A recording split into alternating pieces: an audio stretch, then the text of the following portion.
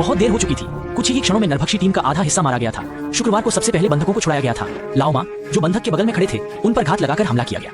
बंधकों को सफलतापूर्वक छुड़ाने के बाद वे भाग गए थे। हालांकि लाओ मा गंभीर रूप से घायल हो गए थे और उनके लिए नरभक्षियों से बचकर नाव को ले जाना असंभव था। इसलिए उन चारों ने विचार विमर्श किया और 2 समूहों में बंटने का निर्णय लिया। रॉबिन्सन और अन्य 2 लोग नरभक्षियों को परेशान करने के लिए जिम्मेदार थे, जबकि लाओ मा और एक अन्य व्यक्ति ने नाव लूटकर भागने का निर्णय लिया। जहां तक इस बात का प्रश्न है कि रॉबिन्सन ने लाओ मा पर विश्वास क्यों किया, तो इसका कारण यह है कि उसने देखा कि उसने मित्रता के लिए लोगों को बचाने के लिए अपनी जान जोखिम में डाल दी। जल्द ही नरभक्षियों ने उनका पीछा किया। जब सरदार ने उन दोनों को देखा तो वह तुरंत उठ खड़ा हुआ और अपने भाइयों को साथ लेकर उनका पीछा करने लगा। वे ज्यादा दूर नहीं भागे, बल्कि जाल के घेरे में घुस गए। वे अभी बहुत घमंडी थे। नेता इस समय भाग जाना चाहता था। रॉबिन्सन नेता से छुटकारा पाना चाहता था, लेकिन शुक्रवार तक उसे रोक दिया गया। जब नेता समुद्र तट पर आया तो उसने पाया कि नाव गायब हो गई थी। फ्राइडे ने हाथ में हथियार लेकर तथा चेहरे पर भयंकर भाव लिए हुए उसका पीछा किया। पता चला कि दोनों एक दूसरे से रंजिश रखते थे। फ्राइडे को दूसरे पक्ष ने पकड़ लिया और द्वीप पर ले आया। यदि रॉबिन्सन ने उसे बचाया न होता तो वह एक बड़ी समस्या बन चुका होता। यह कहने के बाद फ्राइडे ने अपना चाकू फेंक दिया और उसकी जगह नेता के समान ही हथियार रख लिया। यद्यपि फ्राइडे युवा और मजबूत था, फिर भी उसे युद्ध में अनुभवी नेता के सामने कोई लाभ नहीं मिला। उसके द्वारा इस्तेमाल किए गए सभी आक्रमणकारी कदमों को नेता ने एक-एक करके जवाब दिया। आखिरकार आप बिना कुंग फू सीखे आधी रात में नेता नहीं बन सकते। लेकिन शुक्रवार कोई आसान दिन नहीं है। उसने अवसर का लाभ उठाया और हर मुक्के में अपनी पूरी ताकत लगा दी और कुछ राउंड के बाद उसने नेता को चक्कर में डाल दिया और अंत में उसे रेत में डुबो दिया, जिससे उसका बदला पूरा हो गया।